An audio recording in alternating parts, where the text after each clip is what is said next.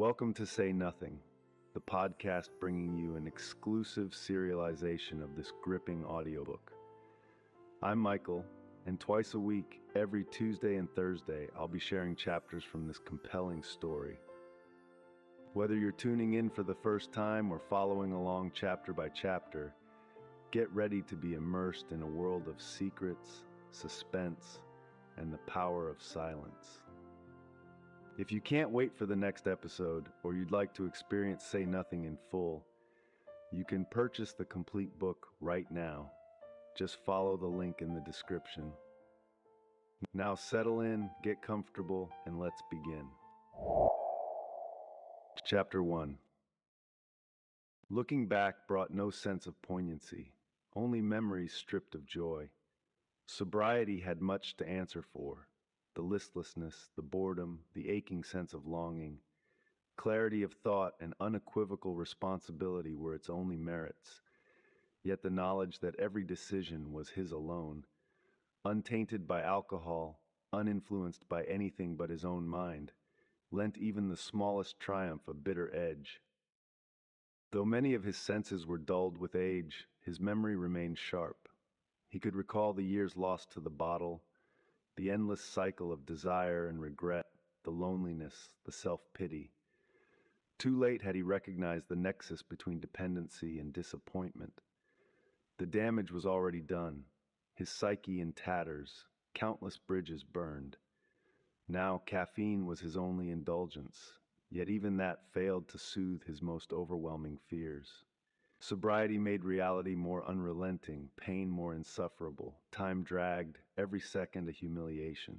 Yes, sobriety had much to answer for. The shame cut deeper knowing this was his own doing. He had fought cravings with the same stubbornness that once defined him. Vulnerability had been masked by a carefully maintained facade of stoicism. Functioning alcoholic, he had once carried the title with a perverse sense of pride. Few had known the extent of his problem, and those who had found out only after he had begun clawing his way to recovery. It had been his choice to resist or succumb. And though the temptation to relapse was powerful, the prospect of self-medication almost irresistible, the wreckage of his past served as a warning. He knew too well that giving in would be easy, and for a fleeting moment, it would feel like the best option. The day he opened that letter had brought him closer to relapse than ever before. He had stared at the envelope for what felt like an eternity, certain it contained bad news. Hand-delivered mail had always been an omen of the worst, and the craving for chemical courage had been overwhelming. He had spent days steeling himself for the moment. Whatever lay within, he would face it. After all, he had survived worse. What could compare to the devastation of 12 years ago? Since that day, every piece of bad news had barely stirred him. He had become numb to it. But this time was different. This was a notice he couldn't ignore. Sitting motionless, lost in his thoughts, the world around him carried on in blissful ignorance. People glanced his way, but their stares were one-sided.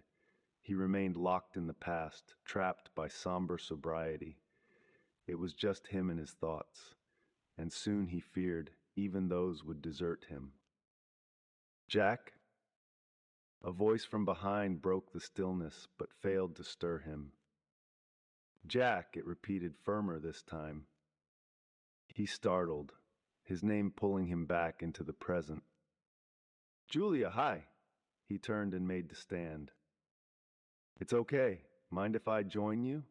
She motioned to the seat opposite. "No, I mean, of course. Sorry, I was miles away." He pulled his coffee towards him. It was cold, untouched. "I was just having a coffee." His voice wavered almost imperceptibly, but to Jack it felt like an uncontrollable stutter.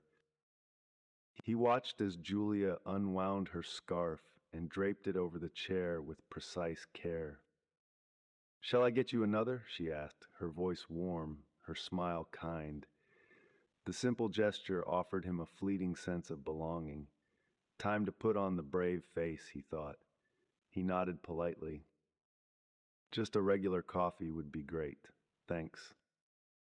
As she walked away, Jack shifted uncomfortably in his seat. His eyes dropped to his cup, but his mind remained on the letter.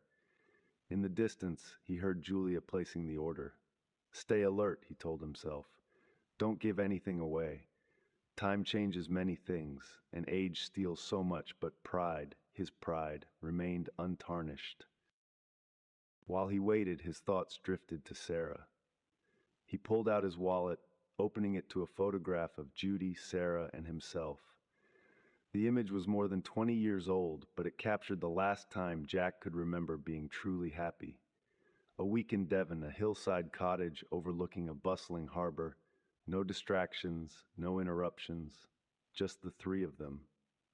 Sarah had been about to begin secondary school, her innocence untouched by the disappointments that awaited. And Judy, beautiful, patient Judy, neglected Judy, what he wouldn't give to relive that week. His hand trembled as he stared at the photograph. So much time had passed. A tray landing on the table jolted him back to the present. He quickly dropped his shaking hand into his lap. Keep strong.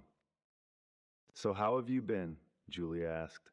It must be, what, nearly 3 years now? You still at Castle Hill? Jack nodded, offering a polite smile. I do miss that road. Such a lovely place, such wonderful people. It was a shame I had to leave in such a rush, but I suppose a change is as good as a rest. And you, Jack, how are you? His hand shook beneath the table. He tugged his sleeve down, trying in vain to still the tremor. I'm fine, he said. Just adjusting to all this free time. Free time? Don't tell me you've retired. I never thought I'd see the day. Judy and I used to joke about it, how the two of you were always off somewhere while we sat at home worrying. I swear we spent more time fretting than actually seeing you. Jack winced. Well, you know how it was. It's what we were there to do. Jack, she interrupted gently, leaning forward, placing a reassuring hand on his knee. That's not what I meant. Judy and I always understood. Her words did nothing to ease his guilt. Neglecting his wife and daughter for his career, what had it earned him? An early retirement and a tidy payout? What use was that when there was no one left to share it with? He resented the choices of his younger self. Besides, Julia continued, it could have been so much worse. The coffee with Julia passed in an instant. The conversation had stirred old regrets, but her company had offered a temporary reprieve from his solitude. As the winter night closed in and the cafe emptied, the darkness returned, wrapping itself around him. The letter awaited. Drizzle accompanied his walk home. A reminder, if one were needed, that he could no longer afford to be so ill-prepared. Yet the cold and damp were preferable to facing what awaited. He considered walking past his house, circling the block once more. A few more minutes might make the difference, might make entering the room easier. Swagger and bravado had once come easily. Now they were gone. He shivered as he walked, barely aware of his own movements. Not the cold, but detachment. He felt as though he were watching himself from afar, a spectator to his own existence. It was a dreamlike state that saw him question the legitimacy of his own being, and he felt as though he had no control as the front door opened. The letter lay flat on the coffee table, the torn envelope beside it. From across the room, the distinctive logo was unmistakable. He had known the moment he unfolded the page. This was confirmation. He was powerless to change it. Jack decided it was time. Thank you for listening to this excerpt from Say Nothing, a compelling thriller currently available on Amazon. Follow the link in the description to order your copy today. Please like and review this podcast and recommend to your friends. Don't forget to tune in again and join us for the next chapter.